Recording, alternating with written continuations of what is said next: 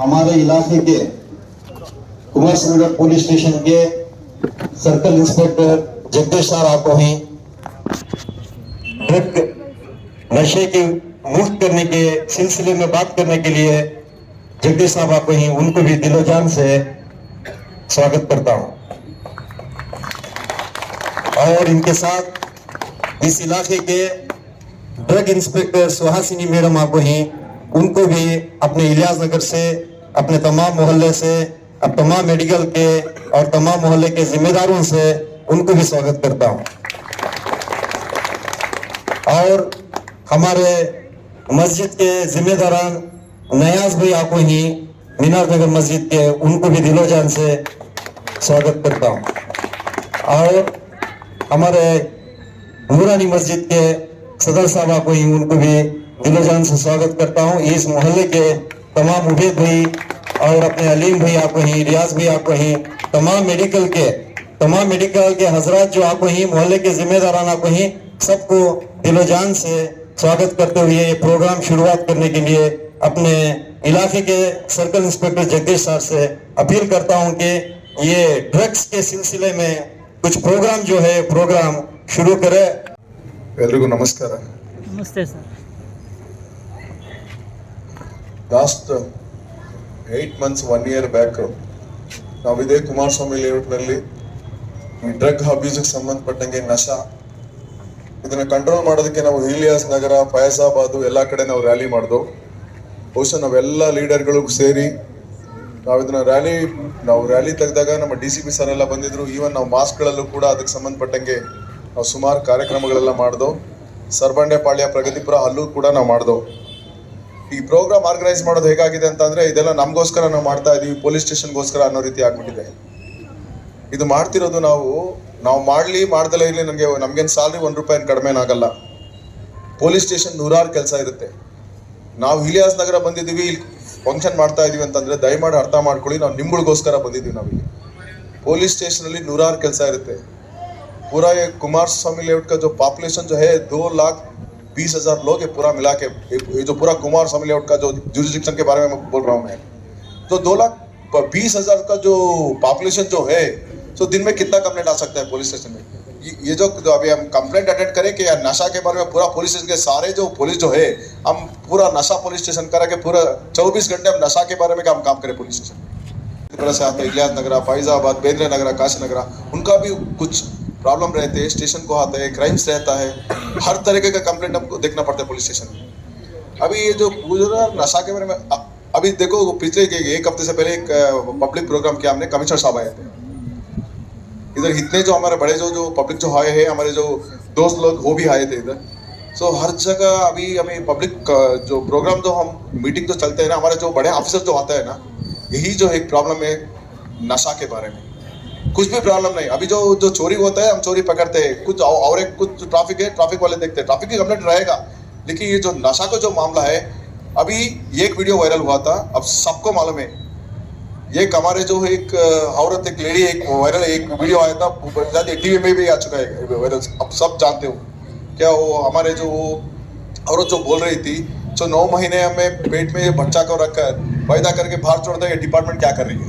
ये दूसरा डिपार्टमेंट क्या रहे, सरकार क्या कर रही है? ये जो पुलिस क्या करते हैं, जो पकड़ते हैं पैसा लेकर छोड़ देते हैं। और ये सरकार क्या कर रहे हैं, दूसरे लोग क्या कर रहे हैं? से ये जो वीडियो जो टीवी में भी आ गया, और एक मूवी आया, मूवी में दिखा रहे थे एक टैबलेट है। अभी ये छोड़ो, ये नशा, गांजा गया, अफीम गया, चरस गया, अभी जो मामला जो चल रहा है टाइडाल टैबलेट का, जो लड़के लोग क्या कर रहे हैं, तो 30 रुपए का जो टैबलेट मिलता है वो 200 रुपए के लिए बेच रहे हैं टाइडाल टैबलेट। वो टाइडाल टैबलेट को पाउडर करा के बाद में सिरिंज लेकर वो टाइडाल टैबलेट पाउडर करके सिरिंज से भाड़ी के हर जगह, मैं बोल रहा हूँ, मैं नहीं बोल सकता कि कहाँ जगह से वो ले रहे हो। तो पिछले बार जो हम रैली में जो आप लोगों ने बात किए थे ना उसके बारे में, जो टाइडल के बारे में, इसलिए हमने क्या किया, इस प्रोग्राम में हमारे जो सारे जो मेडिकल शॉप के जो दोस्त लोग हैं उनको भी हमने इस प्रोग्राम में पार्टिसिपेट करवाया है। हम पुलिस स्टेशन में हमारे जो हिलिया कुमारस्वामी लेआउट के सारे जो मेडिकल शॉप ओनर थे उनका मीटिंग किया हूँ मैं हमारे पुलिस स्टेशन में। वो सारे जो हमारे जो मेडिकल शॉप ओनर थे उन्होंने प्रॉमिस किया है मुझे, सर किसी हालत में हम टाइडाल टैबलेट्स को हम किसी एक बंदा को हम नहीं देंगे। या हमको भी हमारे घर में भी हमारे बच्चे लोग हैं क्या मालूम, सो आगे हमारा बच्चे विष में शिकार हो जाए।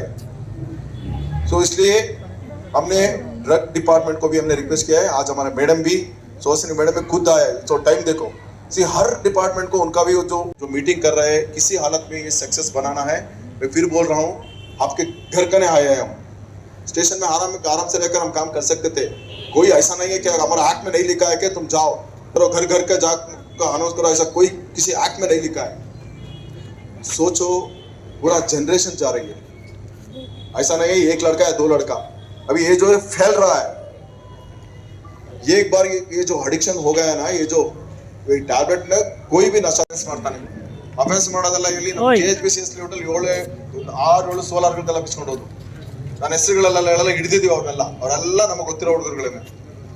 ಮತ್ತೆ ಅವ್ರ ಫಾದರ್ ಎಲ್ಲ ಬಂದ್ಬಿಟ್ಟು ಒಂದು ದಿನ ಫುಲ್ ಹತ್ಕೊಂಡು ಕೂತಿದ್ದಾರೆ ನಮ್ಮ ಸ್ಟೇಷನ್ ಅಲ್ಲಿ, ಆಟೋನ ಎತ್ಕೊಂಡು ಹೋಗ್ಬಿಟ್ಟಿದ್ದ. ನಾವು ಆಟೋ ಒಂದು ಕೊಡ್ಸಿ ಕೊನೆ ಈ ರೀತಿ ಎಲ್ಲ ಸಮಸ್ಯೆ ಏನಂದ್ರೆ ಅವ್ನಿಗೆ ಇಂಜೆಕ್ಷನ್ ಬೇಕು, ಮೆಡಿಸಿನ್ ಬೇಕು. ಎಲ್ಲಾ ಕಡೆ ಈ ಪೆಟಿ ಅಫೆನ್ಸ್ಗಳು ಆಗ್ತಿರೋದು.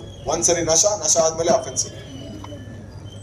ನಾ ಹೇಳಿದ್ವಲ್ಲ, ನೀವೆಲ್ಲರೂ ಮನಸ್ಸು ಮಾಡಿದ್ರೆ ಇದು ಯಾವ್ದು ದೊಡ್ಡದಲ್ಲ. ರ್ಯಾಲಿ ಮಾಡೋದು ನಾವು ಎಲ್ಲವನ್ನೂ ಮಾಡಿದೀವಿ. ನಿಮ್ಮ ಮಕ್ಕಳಿಗನ್ನ ಜೋಪಾನ ಮಾಡ್ಕೊಳ್ಳೋದು ನಿಮ್ಮ ಜವಾಬ್ದಾರಿ. ಬಿಟ್ಟು ಏನೇ ಚಿಕ್ಕ ಪುಟ್ಟ ಹೊರಗಡೆಯಿಂದ ಹುಡುಗರು ಬರ್ತಾರೆ, ಅವ್ರು ವಿಚಾರಿಸ್ಬೇಕು, ಕೇಳ್ಬೇಕು. ಏನೇ ಒಂದು ಚಿಕ್ಕ ಪುಟ್ಟ ಇದ್ರು ನಮ್ ಗಮನಕ್ಕೆ ತಗೊಂಬನ್ನಿ. ನಾವು ಮಫ್ತಿನಲ್ಲಿ ಬರ್ತೀವಿ. ಕೆಲವು ಟೈಮ್ ನಾವು ಬರಕ್ ಆಗ್ದಲೇ ಇರ್ಬೋದು, ಸುಮಾರು ಕೆಲಸಗಳಿರ್ತವೆ. ಬಟ್ 112 ಗಿಂತ ಈ ತರ ನಶಾ ಮಾಡೋ ಹುಡುಗರಿಗೆ 112 ವೆಹಿಕಲ್ ಬರೋದ್ರೊಳಗಡೆ ಹೊಡೋಗ್ಬಿಡ್ತಾರೆ. ಹೊಯ್ಸಳ ವೆಹಿಕಲ್ ಬಂತು ಅಂತಂದ್ರೆ ಈ ರೀತಿ ಕಂಪ್ಲೇಂಟ್ಗಳಲ್ಲಿ 112 ಫೋನ್ ಮಾಡೋ ಬದಲು ನಾನು ಗ್ರೂಪ್ ಮಾಡಿದ್ದೇನೆ ಕುಮಾರಸ್ವಾಮಿ ಲೇಔಟ್ ಅಲ್ಲಿ, ನೈಬರ್ ವಾಚ್ವುಡ್ ಅಂತ ನಾವು ಮಾಡಿದೀವಿ. ಸುಮಾರು ಮೆಂಬರ್ಸ್ ಮಾಡಿದೀವಿ ನಾವು ಅದರಲ್ಲಿ.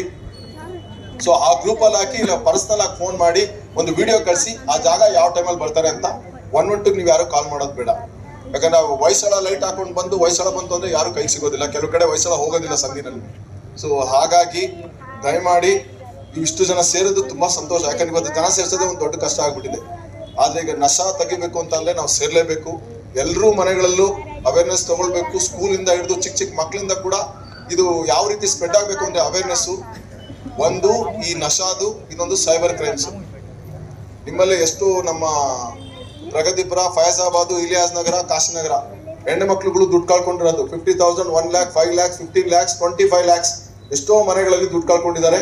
ಇವೆಲ್ಲ ನಾವು ಅವೇರ್ನೆಸ್ ಮಾಡ್ಬೇಕಾಗುತ್ತೆ. ನಾವು ಎಷ್ಟೋ ಜನ ಬಡವರು ಅವ್ರ ದುಡ್ಡು ಸೇವ್ ಮಾಡಿರೋ ದುಡ್ಡೆಲ್ಲ ಕಳ್ಕೊಂಡ್ಬಿಟ್ಟಿದ್ದಾರೆ ಮೊಬೈಲ್ ಫೋನ್ ಯೂಸ್ ಮಾಡೋದ್ರಿಂದ ಅದನ್ನ.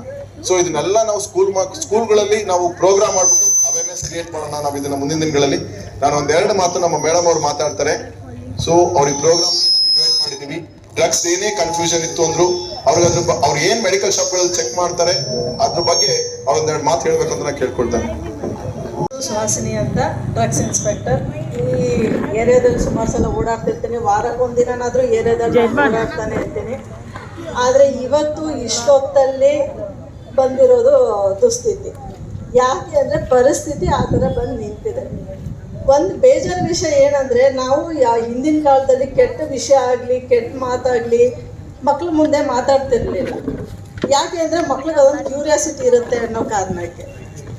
ಇವತ್ತು ಪರಿಸ್ಥಿತಿ ಹೇಗೆ ಬಂದಿದೆ ಅಂದರೆ, ನಮ್ಮ ಮುಂದೆ ನಾವು ಚಿಕ್ಕ ಮಕ್ಕಳನ್ನ ಇಟ್ಕೊಂಡು ನಾವು ಇದ್ರ ಬಗ್ಗೆ ಮಾತಾಡ್ತಾ ಇದ್ದೀವಿ. ಈ ಪರಿಸ್ಥಿತಿ ತಂದಿಟ್ಟವ್ರು ಯಾರು? ನಮ್ಮವರೇ. ನಮ್ಮ ನಮ್ಮ ಎಲ್ಲರೂ ಮಕ್ಕಳು, ಸಮಾಜದಲ್ಲಿ ಇರೋರು, ಸೊಸೈಟಿಲಿ ಇವತ್ತು ಆ ಪರಿಸ್ಥಿತಿ ತಂದಿಟ್ಟಿದ್ದಾರೆ. ಸೊ ದಟ್ ಸಣ್ಣ ಮಕ್ಳ ಮುಂದೆನೂ ನಾವು ಇವತ್ತು ಇದನ್ನು ಮಾತಾಡ್ತಿದ್ದೀವಿ. ನಾವೇ ಅವ್ರಿಗೆ ಹೇಳ್ಕೊಡ್ತಿದ್ದೀವೇನೋ ಅನ್ನೋ ಗಿಲ್ಟನು ನನಗೆ ಕಾಡ್ತಾ ಇದೆ ನೋಡ್ತಿದ್ರೆ. ಸೊ ಇದೆಲ್ಲ ಬೇಡ. ಈಗ ಸರ್ ಹೇಳಿದ್ರು, ಇವತ್ತು ಇಷ್ಟೊತ್ತಲ್ಲಿ ನಾವು ಇದ್ದೀವಿ ಅಂದರೆ ಇದು ನನಗೋಸ್ಕರ ಅಲ್ಲ, ಅವ್ರಿಗೋಸ್ಕರ ಅಲ್ಲ, ನಿಮ್ಮೆಲ್ಲರ ಸೇಫ್ಟಿಗೋಸ್ಕರ ನಾವಿವತ್ತಿನ ಸೇರಿರೋದು. ಅದನ್ನು ದಯವಿಟ್ಟು ಎಲ್ಲರೂ ಅರ್ಥ ಮಾಡ್ಕೊಳ್ಳಿ. ಎಲ್ಲರೂ ಸೇರಿದ್ರೇ ಇದನ್ನು ನಾವು ನಿರ್ಮೂಲನೆ ಮಾಡೋಕ್ಕೆ ಸಾಧ್ಯ. ಪ್ರತಿಯೊಬ್ಬರು ಜವಾಬ್ದಾರಿ. ಈಗ ನಾವು ನಮ್ಮ ದೇಶದಲ್ಲಿರೋ ಪ್ರತಿಯೊಬ್ಬ ಸಿಟಿಸನ್ ರೆಸ್ಪಾನ್ಸಿಬಿಲಿಟಿ ಇದು. ನಮ್ಮ ಮಕ್ಕಳು ಸೇಫ್ ಆಗಿರೋದು ನೋಡ್ಕೊಳ್ಳೋದು ನಮ್ಮ ಕರ್ತವ್ಯ. So as a parent, first inspector, ಆಮೇಲೆ ಫಸ್ಟ್ ನಾನು ಒಬ್ಬ ಪೇರೆಂಟ್. ಸೊ ನನ್ನ ಮಕ್ಳ ಜವಾಬ್ದಾರಿ ನಂದು, ಅದೇ ಥರ ನಿಮ್ಮ ಮಕ್ಳ ಜವಾಬ್ದಾರಿ ನಿಮ್ಮದೇನೆ ಫಸ್ಟ್. ಆಮೇಲೆ ಬೇರೆಯವ್ರ ಮೇಲೆ ನಾವು ಆರೋಪ ಹೊರ್ಸೋಣ. ಅವ್ರು ಸರಿಯಾಗಿ ಮಾಡ್ತಿಲ್ಲ, ಇವ್ರು ಸರಿಯಾಗಿ ಮಾಡ್ತಿಲ್ಲ, ಅವ್ರು ಸರಿಯಾಗಿ ನೋಡ್ಕೊತಿಲ್ಲ, ಅದು ಆಮೇಲೆ. ಫಸ್ಟ್ ನಿಮ್ಮ ಕರ್ತವ್ಯ. ನೀವು ಯೋಚನೆ ಮಾಡಿ, ನಿಮಗೆ ನೀವು ಪ್ರಶ್ನೆ ಮಾಡಿ, ನಾನು ಏನು ಮಾಡಿದ್ದೀನಿ, ಇದನ್ನು ನಿರ್ಮೂಲನೆ ಮಾಡೋದಕ್ಕೆ ನಾನು ಎಷ್ಟು ಎಫರ್ಟ್ಸ್ ಹಾಕಿದ್ದೀನಿ ಅಂತ ಫಸ್ಟ್ ನಿಮಗೆ ನೀವು ಪ್ರಶ್ನೆ ಮಾಡ್ಕೊಳ್ಳಿ. ಅವಾಗೆಲ್ಲನೂ ಅರ್ಥ ಆಗುತ್ತೆ.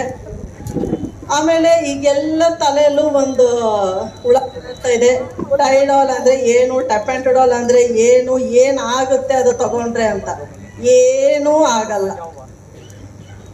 ಏನೋ ಆಗುತ್ತೆ ಭ್ರಮೆಯಲ್ಲಿ ತಗೊಂತಿರಬಹುದು. ಅದ್ರ ಸೈಡ್ ಎಫೆಕ್ಟ್ಸು ನೀವು ನೋಡ್ತಿದ್ದೀರಾ. ಅದು ಯಾವತ್ತೂ ನೀವು ಇಂಜೆಕ್ಟ್ ಮಾಡಿಕೊಂಡಾಗ ಅದು ಅಬ್ಸರ್ವ್ ಆಗಲ್ಲ ಬ್ಲಡ್ಡಲ್ಲಿ, ಅದು ಹಂಗಂಗೆ ನಿಂತ್ಕೊಳ್ಳುತ್ತೆ. ನೀವೆಲ್ಲೆಲ್ಲ ಚುಚ್ಕೊಂಡಿರ್ತಾರೆ, ಅದು ಅಲ್ಲೆಲ್ಲ ಹಾಗೇ ನಿಂತಿರುತ್ತೆ, ಅದು ಅಬ್ಸರ್ವ್ ಆಗಲ್ಲ. ಹಾಗಾಗಿ ಅಲ್ಲಿ ಲೀಷನ್ಸ್ ಆಗಿ ಹುಣ್ಣಾಗಿ ಯಾರು ಅದನ್ನು ತಗೊಂತಿದ್ದಾರೆ ಅವ್ರ ಲೈಫ್ ಸ್ಪ್ಯಾನ್ ಕಡಿಮೆ ಆಗ್ತಾ ಹೋಗುತ್ತೆ, ಜಾಸ್ತಿ ಆಗ್ತಾ ಹೋಗಲ್ಲ. 50 ವರ್ಷ 60 ವರ್ಷ ಬದುಕೋರು ಅವ್ರ ಲೈಫ್ ಸ್ಪ್ಯಾನ್ ಅದು ತಗೊಂಡ ಮೇಲೆ ಆಲ್ಮೋಸ್ಟ್ 1 ವರ್ಷ 2 ವರ್ಷ ಅಷ್ಟೇ. ಆ ಕ್ಷಣಕ್ಕೆ ಅವ್ರಿಗೆ ಖುಷಿ ಕೊಡ್ಬೋದು, ಆದರೆ ಅವ್ರ ಲೈಫ್ ಕಳ್ಕೊತಿದ್ದಾರೆ. ಸೊ ಇದು ಕ್ಯೂರಿಯಾಸಿಟಿ ಯಾರಿಗೂ ಬೇಕಾಗಿಲ್ಲ. ಈ ಟೆಪೆಂಟಡಾಲ್ ಅನ್ನೋದು ಸರ್ಜರಿ ಆಗಿರೋರಿಗೆ ಕೊಡೋವಂಥ ಒಂದು ಪೇಯ್ನ್ ಕಿಲ್ಲರ್ ಅಷ್ಟೇ, ಬೇರೆ ಏನೂ ಅಲ್ಲ. ಈ ಟ್ಯಾಬ್ಲೆಟ್ಸ್ ಇರಬೇಕಾಗಿರೋದು ಓನ್ಲಿ ಹಾಸ್ಪಿಟಲ್ ಕೌಂಟರ್ಸಲ್ಲಿ ಮಾತ್ರ, ಎಲ್ಲೆಲ್ಲಿ ಇದು ಇರಬಾರದು. ಇಟ್ಕೊಂಡ್ರೆ ಮಾತ್ರ ಸೀರಿಯಸ್ ಆಫೆನ್ಸು, ಕೇಸ್ ಹಾಕೋದಂತೂ ಗ್ಯಾರಂಟಿ. ಇದು ಎಲ್ಲ ಕೆಮಿಸ್ಟ್ರಿಗೂ ಹೇಳ್ತಾ ಇದ್ದೀನಿ. ಯಾರು ಇದನ್ನು ತರಿಸೋ ಅವಶ್ಯಕತೆ ಇಲ್ಲ, ಬಿಕಾಸ್ ಇದು ಇನ್ಸ್ಟಿಟ್ಯೂಷನ್ ಸಪ್ಲೈ, ನಿಮಗೆ ಅದರ ಅವಶ್ಯಕತೆ ಇಲ್ಲ. ನಿಮ್ಮ ಹತ್ರ ಇದ್ರೆ ತಾನೇ ಯಾರೋ ಬಂದು ಕೇಳೋದು, ನಿಮ್ಮ ಹತ್ರ ಇಲ್ಲ ಅಂದಮೇಲೆ ಅವ್ರು ಬಂದು ಕೇಳೋದೇನಿರುತ್ತೆ? ಕೇಳೋದು ಇರಲ್ಲ, ನೀವು ಕೊಡೋವಂಥದ್ದು ಇರಲ್ಲ. ಸೊ ನೋಟ್ ಟೆಪೆಂಟಡಾಲ್ ಬೇರೆ ಬೇರೆ ಬ್ರ್ಯಾಂಡ್ಸಲ್ಲಿದೆ. ವಿಚ್ ಎವರ್ ಬ್ರ್ಯಾಂಡ್, ಯಾವುದೇ ಬ್ರ್ಯಾಂಡ್ ಆಗಿರಲಿ, ಯಾರು ತರ್ಸಕ್ಕೆ ಹೋಗಬಾರ್ದು. ನಿಮ್ಮ ಸ್ಟಾಕ್ ಝೀರೋ ಆಗಿರಬೇಕು. ಈಗ ನಮ್ಮ ಡಿಪಾರ್ಟ್ಮೆಂಟಿಂದ ಆಲ್ರೆಡಿ ಎಲ್ಲರಿಗೂ ಇನ್ಫಾರ್ಮ್ ಮಾಡಿದ್ದೀನಿ. ನಾನು ಲಾಸ್ಟ್ ವೀಕಲ್ಲಿ ವಿಸಿಟ್ ಮಾಡಿದಾಗ ಪ್ರತಿಯೊಬ್ಬರಿಗೂ ಹೇಳಿದ್ದೀನಿ, ವೆಬ್ಸೈಟಲ್ಲಿ ನಿಮ್ಮ ಹತ್ರ ಇರೋ ಸ್ಟಾಕ್ನ ನೀವು ಅಪ್ಡೇಟ್ ಮಾಡಬೇಕು ಅಂತ. ಐ ಹೋಪ್ ಎಲ್ಲರೂ ಸ್ಟಾಕ್ ಝೀರೋನೇ ಇದೆ ಅಂತ. ಝೀರೋ ಇದೆಯಾ? ಎಲ್ಲರೂ ಅಪ್ಡೇಟ್ ಮಾಡ್ತಿದ್ದೀರಾ? ಸೊ ಫಸ್ಟ್ ನಿಮ್ಮ ರೆಸ್ಪಾನ್ಸಿಬಿಲಿಟಿ ಫಸ್ಟ್ ಅದೇ, ನೀವು ತರಿಸ್ಬಾರ್ದು, ಆವಾಗ ನೋ ವೈಲೇಷನ್. ಇದು ಒಂದು. ಎರಡನೇದು, ಯಾವುದೇ ಆಂಟಿಬಯೋಟಿಕ್ ಆಗಿರಲಿ, ಯಾವುದೇ ಶೆಡ್ಯೂಲ್ H1 ಡ್ರಗ್ ಆಗಿರಲಿ, ಇದು ಶೆಡ್ಯೂಲ್ H1 ಏನು ಅಂತ ಎಲ್ಲ ಕೆಮಿಸ್ಟ್ರಿಗೂ ಗೊತ್ತಿದೆ ಅನ್ಕೋತೀನಿ. Antibiotic schedule H1 drug, any drug without prescription ಯಾರು ಕೊಡೋ ಹಾಗಿಲ್ಲ. ನಿಮ್ಮ ಬಿಸ್ನೆಸ್ ಕಡಿಮೆ ಆಗಬಹುದು ಸ್ವಲ್ಪ, ಯಾಕಂದರೆ ಈಗ ಇನ್ನೊಂದು ಅಂಗಡಿಯವ್ರು ಕೊಡ್ತಾರೆ, ನಾವು ಕೊಟ್ಟರೆ ಏನು, ಇದೆಲ್ಲ ಬರುತ್ತೆ. ಬಟ್ ಎಲ್ಲರಿಗೂ ಹೇಳ್ತಾ ಇದ್ದೀನಿ, ಪ್ರಿಸ್ಕ್ರಿಪ್ಷನ್ ಇಲ್ಲದೆ ಯಾರು ಶೆಡ್ಯೂಲ್ H1 ಡ್ರಗ್ಸ್ ಮಾರುವ ಹಾಗಿಲ್ಲ, ಆಂಟಿಬಯೋಟಿಕ್ಸ್ ಮಾರೋ ಹಾಗಿಲ್ಲ. ಈಗ ಡಾಕ್ಟರ್ ಹತ್ರ ಹೋದರೆ ಕನ್ಸಲ್ಟೇಷನ್ ಫೀಸು ಕೊಡಬೇಕು, ಜೊತೆಗೆ ಮಾತ್ರೆ ದುಡ್ಡು ಕೊಡಬೇಕು ಅಂತ ಜನ ಡೈರೆಕ್ಟಾಗಿ ಬಂದು ಕೇಳ್ತಾರೆ. ಯಾಕೆ? ಡಾಕ್ಟರ್ ಫೀಸ್ ಉಳಿಸೋದಕ್ಕೆ. ಅವ್ರಿಗೆ ಗೊತ್ತಿರಲ್ಲ ಆಂಟಿಬಯೋಟಿಕ್ಸ್ ತಾವೇ ತಗೊಂಡ್ರೆ ಏನಾಗುತ್ತೆ ಅಂತ ಅವ್ರಿಗೆ ಗೊತ್ತಿರಲ್ಲ, ಹಾಗಾಗಿ ಬಂದು ಕೇಳ್ತಾರೆ. ಬಟ್ ಆ ಪಬ್ಲಿಕ್ಕಿಗೆ ಹೇಳೋ ಕರ್ತವ್ಯ ನಿಮ್ಮದೇನೆ. ಯಾಕಂದರೆ ನೀವೆಲ್ಲರೂ ಎಜುಕೇಟೆಡ್ ಇದ್ದೀರಾ, ಕೆಮಿಸ್ಟ್ರಿಗಳು ಓದಿದ್ದೀರಾ, ನಿಮಗೆ ಗೊತ್ತಿದೆ ಯಾವುದಾದ್ರ ಎಫೆಕ್ಟ್ ಏನಿದೆ ಅಂತ. ಸೊ ನಿಮಗೆ ಗೊತ್ತು, ನೀವೇ ಅವ್ರಿಗೆ ಅವೇರ್ನೆಸ್ ಮೂಡಿಸ್ಬೇಕು. ಸೊ ಪ್ರತಿಯೊಬ್ಬರು ಹಾಗೆ ಕೇಳೋದ್ರೆ ಇಲ್ಲ, ಡಾಕ್ಟ್ರ್ ಹತ್ರ ಹೋಗಿ ಪ್ರಿಸ್ಕ್ರಿಪ್ಷನ್ ಬರೆಸ್ಕೊಂಡು ಬನ್ನಿ, ಕೊಡ್ತೀವಿ. ಇದು ಫಸ್ಟ್ ಜವಾಬ್ದಾರಿ. ಯಾವುದೇ ಆಂಟಿಬಯೋಟಿಕ್ ಶೆಡ್ಯೂಲ್ H1 ನಿಮ್ಮ ಪರ್ಚೇಸು ನಿಮ್ಮ ಸೇಲ್ಸು ಟ್ಯಾಲಿ ಆಗಬೇಕು. ಫಾಲೋ ಮಾಡಿ. ಯಾರೇ ಬಂದು ನಿಮ್ಮ ಅಂಗಡಿ ಚೆಕ್ ಮಾಡಲಿ, ನಾನೇ ಬರಲಿ, ಇಲ್ಲ ಪೊಲೀಸರೇ ಬರ್ತಾರ, ಅವರೇ ಬರಲಿ, ಯಾರೇ ಬಂದು ನೀವು ಯಾರಿಗೂ ಹೆದರ್ಕೋಬೇಕಾದ ಅವಶ್ಯಕತೆ ಇಲ್ಲ. ಫಸ್ಟ್ ನೀವು ಕರೆಕ್ಟಾಗಿದ್ಮೇಲೆ ನಿಮ್ದೇನು ತಪ್ಪಿಲ್ಲ ಫಸ್ಟ್ ಆಫ್ ಆಲ್. ಸೊ ಅವರವ್ರ ಜವಾಬ್ದಾರಿ ಪ್ರತಿಯೊಬ್ಬರಲ್ಲೂ ಇದೆ. ಸೊ ನಿಮ್ಮ ಡ್ಯೂಟೀಸ್ ಏನಿದೆ ಫಸ್ಟ್ ನೀವು ಅದನ್ನು ಮಾಡಿ, ಅವಾಗ ಯಾವ ಸಮಸ್ಯೆನೂ ಬರಲ್ಲ. ಆ್ಯಂಡ್ ಇಲ್ಲಿ ಸೇರಿರುವಂಥ ಪ್ರತಿ ಒಬ್ಬ ಇಲಿಯಾಸ್ ನಗರ್ ಅವ್ರಿಗೂ ಹೇಳೋದು ಒಂದೇನೇ, ಸೊ ಯಾರಿಗೂ ಇದ್ರ ಬಗ್ಗೆ ಕ್ಯೂರಿಯಾಸಿಟಿ ಬೇಡ. ಏನಿದೆ, ನೀವು ಸುಖವಾಗಿರಬೇಕು ಅಂದರೆ ಏನು ನಾರ್ಮಲ್ ಲೈಫ್ ಇದೆ ಅದಷ್ಟೇ ಸಾಕು. ದೇವ್ರು ಏನು ಕೊಟ್ಟಿದ್ದಾರೆ ಅದಷ್ಟಲ್ಲಿ ನಾವು ಜೀವನ ಮಾಡ್ಕೊಂಡು ಹೋದರೆ ಸಾಕು, ಎಕ್ಸ್ಟ್ರಾ ಏನೂ ಬೇಕಾಗಿಲ್ಲ ಅನ್ಕೋತೀನಿ. ಸೊ ನಮಗೂ ಎಲ್ರಿಗೂ ಏನೋ ಮಕ್ಕಳನ್ನೆಲ್ಲ ಬಿಟ್ಟು ಇಷ್ಟೊತ್ತಲ್ಲಿ ಬಂದಿದ್ದೀವಿ ನಿಮಗೋಸ್ಕರ. ಅದನ್ನು ದಯವಿಟ್ಟು ಎಲ್ಲರೂ ಅರ್ಥ ಮಾಡ್ಕೊಳ್ಳಿ. ಇಲಿಯಾಸ್ ನಗರ್ ಹೆಸರು ಇನ್ಯಾವತ್ತು ಯಾವ ಮೀಡಿಯಾದಲ್ಲಾಗಿರಲಿ, ಯಾವ ವಿಡಿಯೋದಲ್ಲಾಗಿರಲಿ, ವಾಟ್ಸಪ್ ಸೋಷಿಯಲ್ ಮೀಡಿಯಾದಲ್ಲಿ ಬರಬಾರ್ದು. ಆ ಆಶ್ವಾಸನೆ ನೀವೆಲ್ಲರೂ ಕೊಡ್ತೀರಿ ಅಂತ ಅಂದ್ಕೊಂಡಿದ್ದೀವಿ. ಕೊಡ್ತೀರಾ? Thank you so much. ನಮ್ಮ ಈ ಭಾಗದ ಇಲಿಯಾಸ್ ಫಯಾಜಾಬಾದ್. तो वो हम लोगों को मालूम है आज का अनुमान क्या है. बहुत दुख की बात यह है, खासकर ये बीमारी हमारी कौम में क्यों आ गई है. आज से 15-20 साल पहले जब इस देखेंगे तो पता चलता है ये बात हम पता ही नहीं था नशा क्या होती है. लेकिन अब घर घर की कहानी हो गई है. मैं चाहता हूँ आप लोगों को समझना चाहिए, इसके पीछे बहुत बड़ी माफिया है ये कौम को बर्बाद करने के वास्ते. आप लोग अपने इस कौम को भला चाहते हैं तो अपने बच्चों को दीनी तालीम के साथ दुनियावी तालीम दें और इस बीमारी से बचाएं। अब कुछ और 15-20 साल आगे पहुंच गए तो हमारी पीढ़ी कहाँ है, नस्ल कहाँ है? अरे जो बच्चा 50 साल जीने का था, 60 साल जीने का था, 30 साल में मर रहा है, कमजोर है। कल आगे चलकर कुछ खिदमत भी नहीं, कुछ बोलने की भी ताकत नहीं रहती उसकी, मजबूरन क्या कर देंगे। अब हमारे घरों में सबसे पहली दीनी तालीम की बहुत कमी है। भाई हमें 5 वक्त नमाज पढ़ते हैं, जरूर पढ़ते हैं, रोजा रखते हैं, ज़कात करते हैं, ये मामूली है, ये करना ही है। इसके साथ साथ कुल इबादत करना है, कौम की खिदमत करना है। अल्लाह ताला सबको ये 5 चीजों को माफ करता है, लेकिन खत्म तो खल्क को नहीं माफ करता। कल नशे वाला लड़का खड़कर पूछेगा, ऐ अल्लाह मुझे कोई रास्ता बताने वाला नहीं था, तो हमें क्या जवाब देंगे अल्लाह के सामने? ये बहुत बड़ी दुख की बात है। ये 3-4 प्रोग्राम हो रहे हैं, खासकर ये मुसलमान मोहल्ले में क्यों हो रही है? अब आप कहाँ भी जाके देखो, पद्मनाभ नगर में हुआ क्या? आज बहुत से इलाके हैं ना, भाई कुमार से मिले में हुआ क्या? नहीं, यहाँ नहीं क्यों हो रहा है? क्यों हमारे बच्चे बर्बाद हो रहे हैं? सबसे बड़ी मजबूरी हमारे बच्चों को दीनी तालीम के साथ दुनियावी तालीम को नहीं दे रहे हैं। अब छोटा बड़ा कमा रहे हैं, घर में वहाँ वेल्डर है, अरे तू भी मेरे साथ में वेल्डिंग कर ले, 2वीं क्लास 3वीं क्लास पढ़े, अब दिन भर मेहनत पड़ा, बुरा नहीं मानो, बुरा मानो मैं वेल्डिंग करूँगा, नाम लिया बोल को, मैं समझा रहा हूँ, मैं वक्त की हालात को समझा रहा हूँ। अरे आगे चले देखो हालात क्या चल रहे हैं, आज हिंदुस्तान के अंदर कैसी हालात है आपको मालूम है, और आप लोग नहीं समझेंगे तो कब समझेंगे? हालात बहुत खराब है। बच्चों को तालीम दो, वो रोब तेरी का जमाना चलेगा, पढ़लीगरा का जमाना चलेगा, रोने का दादा का जमाना चलेगा, अब कलम का जमाना है। जब तक कलम आप तैयार नहीं रखेंगे बहुत पछताएंगे। आपसे 20 साल के बाद का सोचो, अब हमें लगे बात करे चले गए, आने वाली नस्ल के बारे में सोचो। इसके बारे में मोहल्ले वाले सोच समझ कर, अकल वाले सक्षम कर इस बीमारी को दूर करने की कोशिश करो। मैं लंबा भाषण देना नहीं चाहता, बात करना भी नहीं चाहता, क्योंकि यहाँ पर बहुत सी बारे में बातचीत हुई है। घर के वालिदैन की सख्त जरूरत है, वालिदैन अपने बच्चों को तरबियत देना। घर कहाँ जा रहा है, क्या खा रहा है, क्या पी रहा है, कैसा कर रहा है, क्यों रातों को जब, अरे आप जाओ पद्मनाभ नगर में, जाओ इधर जेपी नगर में, रात के 12 तक मंदिर टपलक है। हमारे हुजूर खाम का आदमी बच्चे हैं, कमजोरी हमारे में, कमजोरी यही है कि हमारे माँ बाप, हमारे वालिदैन उनके कंट्रोल में नहीं आ रहे हैं। बराए मेहरबानी सबको, बराए मेहरबानी इस पर पूरी तरह से ध्यान दे, इस बीमारी को खत्म कर रहे हैं, वरना आगे चलकर इस कौम का क्या होगा पता नहीं। मैं बात को खत्म करता हूँ। अस्सलाम वालेकुम। नौजवान तबका जो है, खुसूसन जो भी नासमझ है, ये उम्र होती है नासमझी की, इसका एहसास जो है बाद में होता है। इस वक्त जो है जो गलतियां करते हैं, इस वक्त उसका एहसास नहीं होता है। बाद में जब वक्त निकल जाता है, जब उसका नुकसान सामने खुल कर आ जाता है, तो उस वक्त जो है बहुत ज्यादा अफसोस का सामना करना पड़ता है। लेकिन उस वक्त जो है अफसोस करने के बावजूद भी कुछ हाथ नहीं आने वाला है। इसलिए वक्त रहते हुए हमें सुधरना है। लिहाजा आप हजरात जो है, पेरेंट्स हजरात, अपने बच्चों का ख्याल रखें, नौजवानों का ख्याल रखें, अपने साथ साथ दूसरों का भी ख्याल रखें। जो भी गलत काम करते हुए दिखे उसको जो है उसके एतबार से जो भी कार्रवाई हो उसका किया जाए। जो है पुलिस डिपार्टमेंट को इन्फॉर्म करना हो उनको इन्फॉर्म करें, अपने एतबार से उनका इलाज करना हो तो उनका करें। मस्जिद में जिम्मेदार हजरात से इत्तला करना, उनको आकर बताएं कि ऐसे नौजवान हैं जो इस तरह का नशा कर रहे हैं, इंशाल्लाह उसकी कोशिश की जाएगी और जो भी उस एतबार से जो भी मुमकिन हो सकेगा उनके लिए कार्रवाई की जाएगी।